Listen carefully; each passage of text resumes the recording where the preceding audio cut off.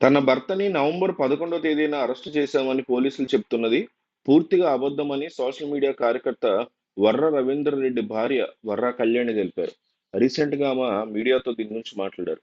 Kurnool toll plaza వద్ద November 8వ తేదీన నా భర్తను అదుపులో తీసుకున్నారు. ఆ వీడియో మీడియాకు విడుదల చేస్తున్నాను. 3 రోజులు నా భర్తను చిత్రహింసలకు గురి చేసి తప్పుడు వాంగ్మూలం తీసుకున్నారు.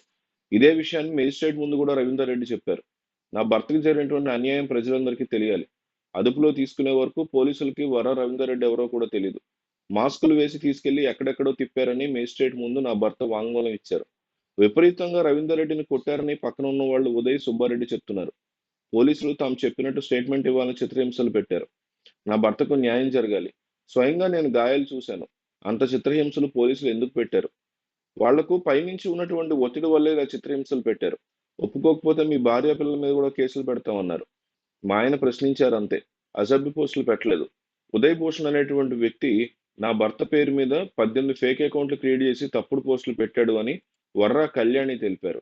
మరోపక్క ఏపీలో ఎంతమంది కేసులు పెట్టుకుంటారో పెట్టుకోండి అంటూ కామెంట్లు చేశారు వైసీపీ అధికార రాష్ట్ర ప్రతినిధి రాచమల్లి శివప్రసాద్ రెడ్డి. ఎన్నికల సమయంలో కూటమి నేతలు ఇచ్చినటువంటి హామీలు నెరవేర్చే వరకు పోరాటాలు చేస్తూనే ఉంటామన్నారు.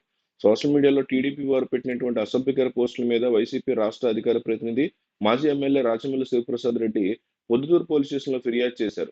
ఆ తర్వాత రాచమల్లి మీడియాతో మాట్లాడుతూ నా మీద గతంలో అసభ్యకర పోస్టులు పెట్టిన టీడీపీ వారి మీద చర్యలు తీసుకోవాలి. ఎన్నికల్లో ఇచ్చిన హామీలు నెరవేర్చే వరకు సోషల్ మీడియా ద్వారా ప్రశ్నిస్తూనే ఉంటాం. మేము మా పార్టీ నాయకులు కార్యకర్తలు అందరం ప్రభుత్వాన్ని ప్రశ్నిస్తాము. కూటమి ప్రభుత్వం ఎంతమంది మీద కేసులు పెడతారో పెట్టుకోండి. ఇచ్చిన హామీలు నెరవేర్చే వరకు పోరాటాలు చేస్తూనే ఉంటాం. మా పార్టీ ప్రతి కార్యకర్త నాయకులు మేము అండగా ఉంటామని హామీ ఇచ్చారు. అలాగే కూటమి నేతలు అబద్ధాలను ఎండగడతాం.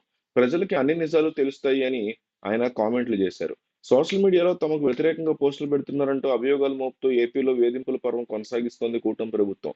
వైసీపీ మద్దతుదారు వర రవీందర్ రెడ్డిని అక్రమంగా అరెస్ట్ చేసి ఆయన కుటుంబాన్ని సైతం నడి రోడ్డుకు లాగారనే ఆరోపణలున్నాయి. అదుపులో తీసుకోవడం దగ్గర నుంచి జడ్జి ముందు హాజరుపరచడం వరకు అంతా గోప్యత హైడ్రామా కిందే నడిపించినటువంటి పరిస్థితి కనిపిస్తోంది.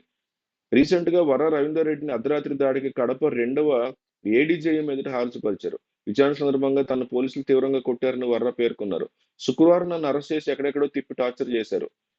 తనకు అయినటువంటి గాయాలను జడ్జికి చూపిస్తూ వైఎస్ అవినాష్ రెడ్డి ఆయన పిఏ ప్రోద్బలంతోనే షర్మిల సునీతల మీద పోస్ట్ చేశానని చెప్పాలంటూ ఒత్తిడి చేశారు. అందుకు ఒప్పుకోకపోవడంతో టార్చర్ చేశారు.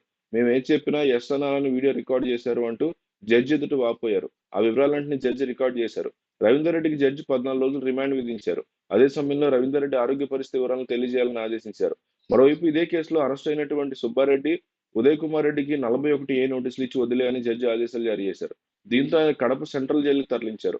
జడ్జి ఆదేశాల నేపథ్యంలో ఉదయం 10 గంటలకి కడప రిమ్స్ వైద్య పరీక్షలు కూడా తీసుకెళ్లారు.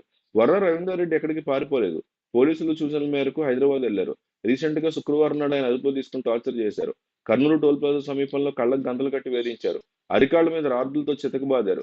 మార్కాపురం తీసుకెళ్లి చిత్రహింసలకు గురి చేశారు. ఆయన మోకాలికి తీవ్ర గాయాలయ్యాయంటూ సాక్షి ఛానల్తో రవీందర్ రెడ్డి తరఫు అడ్వకేట్ ఓబుల్ రెడ్డి తెలిపారు.